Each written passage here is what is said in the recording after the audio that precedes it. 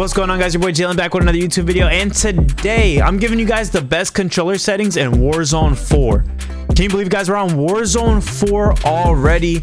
Honestly, the game is pretty fun. They changed the engine to the Black Ops 6 engine, so it feels like something new, but I'm here to give you guys the absolute best experience on controller. Make sure you guys go ahead and leave a thumbs up on this video.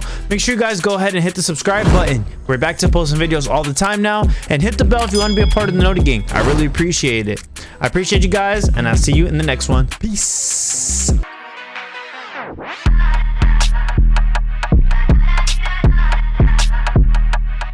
Alright, guys, this is going to be a really in-depth video about all the controller settings. Again, this is just for controller settings. This has nothing to do with anything else.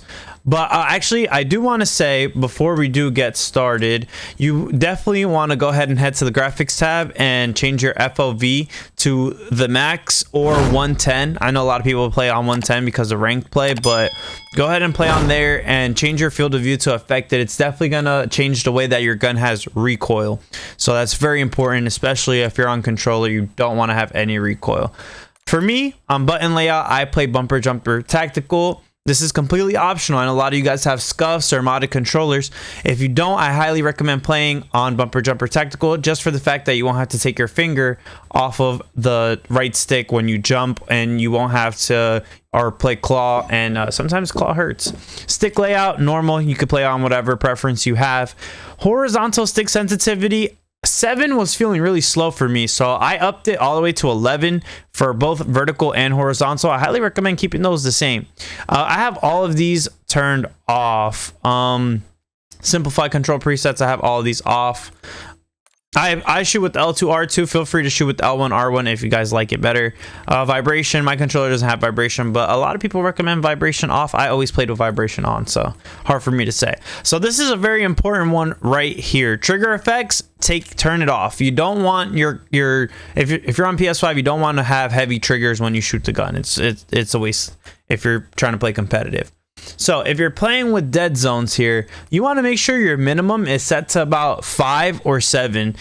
Check which one works for you. I have mine set to 7. If you have it higher than 7, what tends to happen is it feels like your character is heavy and it has like lag almost. So the more dead zone you have for the minimums, it really affects the way you aim and move around. So for sensitivity, we're gonna go here. The multipliers, I have not touched not one multiplier. I like mine on 1. I know a lot of people change their sensitivity with ADS to like 0.87 and stuff, so it could slow down a little bit, but not me. Look inversion doesn't really matter.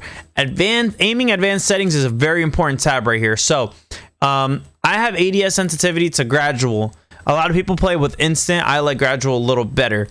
Third person, we don't have any third person modes yet, so this is kind of irrelevant, but this is the most important setting probably in the entire video if you're on controller. You want to go ahead and put aim response curve set to dynamic. It will start off on standard, and it really felt like there was no aim assist in the game. Like, genuinely, once I changed this, it felt like I was like gluing onto people. It was an amazing feeling. Go ahead and change that. I know a lot of people might be feeling like they don't have aim assist either. This is probably the biggest reason why. Change from standard to dynamic. Beautiful. So target aim assist, definitely on. ADS aim assist, you definitely want that on. Motion sensor behavior, I would turn it off. I have all these settings off, so I'm not really affected by that at all. For sprint assist, now there is no... Oh, I didn't even know this was a thing. Oh, I turned that all the way off. That is super important.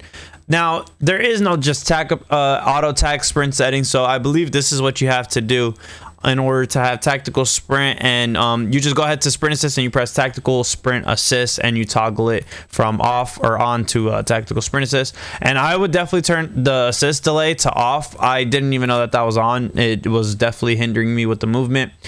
I would change slide behavior from slide or dive only to hybrid. Again, it's for the more advanced players. I would highly recommend you guys get used to playing like that. Automatic airborne mantle, I have that set to on. Sprint restore set to on. I have slide maintain sprint. Obviously super important for movement. That one's very important. If you're somebody who likes to get in and get out, that's something that you're really going to need to use full advantage of. Parachute behavior, it automatically sets it to free fall. I highly recommend turn it off. It changes the way you land completely. Mantle cancels reload. Now a lot of people have this set to on. I would keep it on as well, just because you don't want to be reloading while you're jumping, and then it slows down your movement. So in this tab right here, sprint, tactical behavior, I have it set to toggle.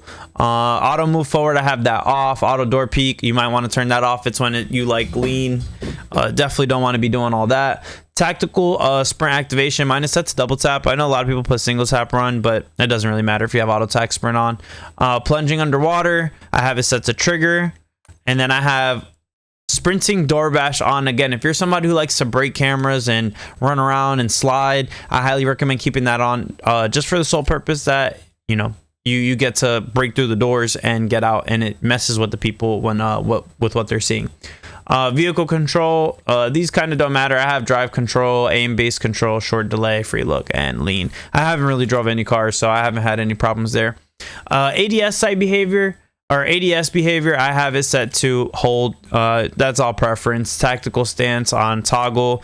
I don't ever pretty much play with tactical stance on. To activate it is, you know, your preference, however you guys want to go about that. Same thing with mounting. ADS melee has been mine for the longest, so it's never changed. To bring out your melee weapon, you can hold circle if you'd like. Again, finishing. Now this is another important setting here, armor plate behavior. You want to go ahead and select apply all, especially since it comes to apply one. Put apply all on. It's going to allow you to run around, hold triangle one time, and then you can run and plate. Super useful. Equipment behavior, I have mine set to hold. Manual fire behavior, I have it set to press. I want to press for each shot. I want to just shoot that way.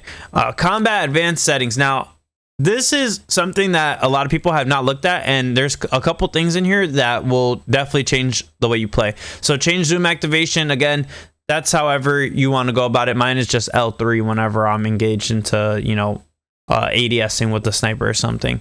You want to go ahead and select interact reload behavior, and you want to put prioritize interact. If you're playing with Warzone, you want to press prioritize interact so that you can hit chest, get your stuff, and kind of not have to reload every time or hold square. It's way better that way. Sprint cancels reload. This was automatically toggled for me, so every time you were reloading and I try to run, it would literally make me stop, and it would cost me in certain situations.